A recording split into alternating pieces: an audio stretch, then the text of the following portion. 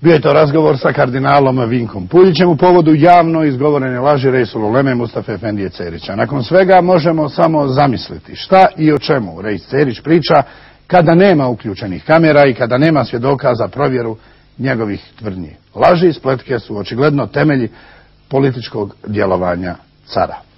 A laktaški vožd Milorad Dodik ovih je dana odlikovan. Njega je odlikovao njegov posilni, trenutno uposlen na funkciji predsjednika Republike Srpske, mladi i perspektivni Rajko Kuzmanović.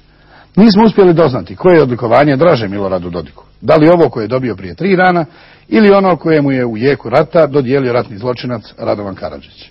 Ali odlikovanju se ne gleda u zube, pa ovim putem čestitamo Dodiku na primljenoj i zasluženoj nagradi za promicanje najsvjetlijih tradicija koje je utemeljio dr. Dragan Dabić. Dodik je primajući odlikovanje najavio da će i u budućnosti koračati Radovanovim stazama revolucije, čiji su neizostavni dijelovi pljačka i kriminal. A šta se dešava u Republici Šumskoj, otkriva priča Slobodana Vaskovića. Šumski kriminal. Planiranje pljački budžeta Republike Srpske i imovine javnih preduzeća, kao i njihova efikasna realizacija, jedan je od specijaliteta zločinačke organizacije Milorada Dodika. Ne postoji ni jedan jedini projekat koji je urađen u protekle 3 godine, a da se aktuelni mafijaški vlastodržci u njega nisu ugradili sa 30%.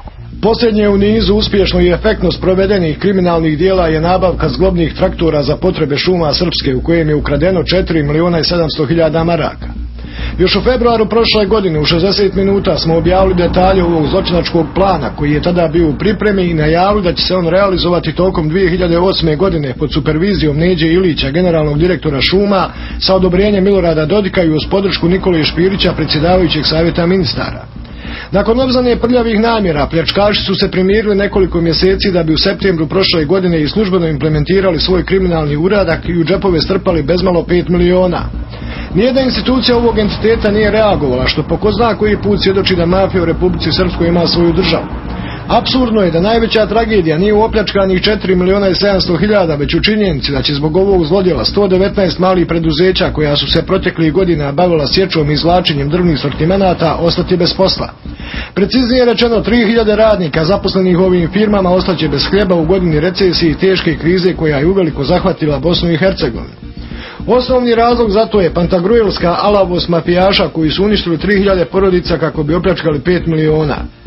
Uz to traktori koji su nabavljeni proizvodit će najmanje 300.000 maraka gubitaka godišnje u odnosu na dosadašnji sistem rada, što je sveukupno dugoročna i nenadoknadiva šteta koja će šume Srpske ubrzo dovesti do potpunog bankrota. Svi koji su se pobunili protiv ovog kriminalnog projekta podhitno su prekomandovani u sjekače. Faktički ovaj projekat najvjerovatnije će biti jedna veoma promašena investicija. Iz prostog razloga što je sama ekonomska logika takozvanih sezonskih poslova kao što je to šumarstvo. Ono nalaže male fleksibilne firme kao što se to radi u čitavoj Skandinaviji, Zapadnoj Europi ili Severnoj Americi. Sječu i izradu izvlačenje uglavnom 90% obavljaju preduzeća koja su recimo od 4 do 6 traktora. I samim tim ekonomska logika je ta da su male firme mnogo fleksibilnije. Javni oglas za kupovinu traktora objavljen je 14. aprila prošle godine. Na čelo tenderske komisije imenovana je Dubravka Đerić, supruga Zorana Đerića, bivšeg ministra policije i lopova koji je godinama pljačkao šume. Đerićevim kriminalom u šumama ćemo se uskoro šire pozabaviti, ali izrečenog jasno da su u javnom preduzeću igrali na provjerene igrače. Na tender se prijavilo nekoliko firmi, a među njima i sarajevski Forester i slovačka firma Martimex Alfa, koji su nudili traktore firme LKT iz Slovačke, matične zemlje visokog predstavnika Miroslava Lajčaka. Fabrička cijena jednog traktora iznosi oko 140.000 maraka, što znači da on u Bosni i Hercegovini sa plaćenim PDV-om, carinom i trgovačkom maržom doseže vrijednost od nekih 185.000 maraka, koliko je iznosila i ponuda sarajevske firme.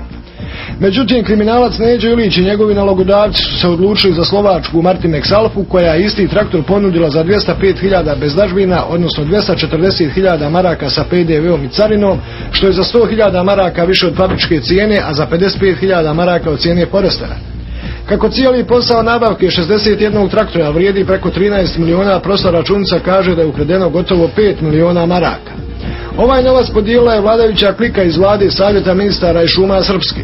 Cijelu priču oni će u narednom periodu pokušati pokriti medijskom vriskom da su ovim projektom zaposlili nekih 500 radnika, pritom strogo ćuteći o gubitku 3.000 radnih mjesta u privatnom sektoru koji je do sada obavljao poslove seče i izvlačenja.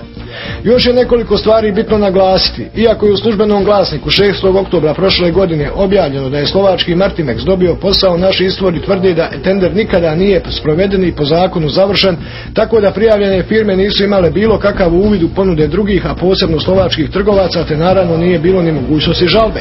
Osim kriminalnog, jasno je da je ovdje na djelu bio i politički potez Dodikovih lopuža koji su izabrali slovačku firmu iz kristalno jasnih razloga koje je nepotrebno dodatno elaborirati. Vrhunac beščašća koji svjedoči o kako velikom prljavom poslu se radi je višestruko potvrđeni podatak da fabrika LKT uopšte ne radi jer su njeni traktori zastarjela tehnika koju niko na tržištu neće. Naši podaci dalje kažu da je Martimex Alfa samo za ovu priliku postala suvlasnik LKT-a, te da je fabrika pokrenuta kako bi radnici od rezervnih dijelova sastavili traktore koji su prodani šumama Srpske. Sramno nema šta da Dodik i njegovi kriminalci ulažu u propale slovačke firme, pritom uništavajući ovdašnja preduzeća. Sadašnja cijena kod nas za koju rade privatni izvođači veoma niska u poređenju sa bilo kojom zemljom u okruženju.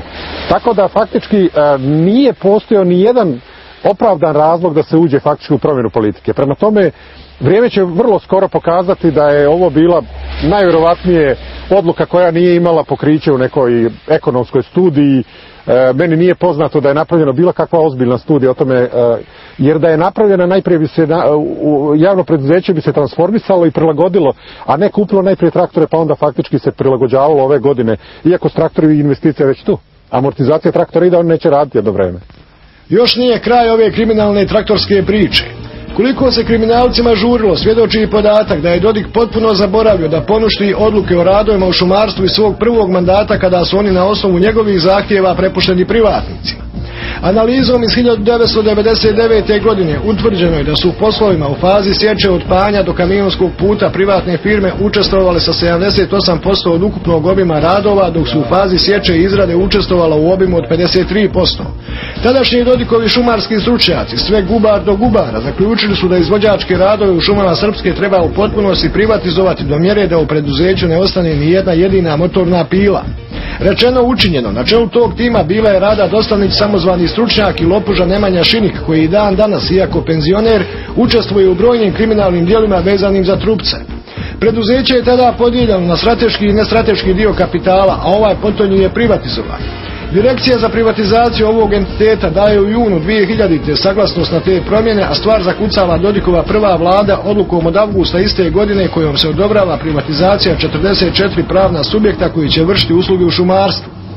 Vrijednost kapitala koji je bio predmet privatizacije procijenjena na 16 miliona maraka, iz javnog preduzeća izdvojeno je preko 2600 radnika koji su u tom trenutku predstavljali 42% zaposlenih. Od tada do marta 2008. registrovano je 119 privatnih preduzeća za obavljanje radova u šumarstvu koja zapošljavaju 3000 radnika koji će nakon najnovije vladine kriminalne odluke o kupovini traktora ostati bez posla. Pitanje ovdje nije toliko da li će to preduzeće bankrotirati, kolika je šteta napravljena društvu, jer šume pripadaju svima nama.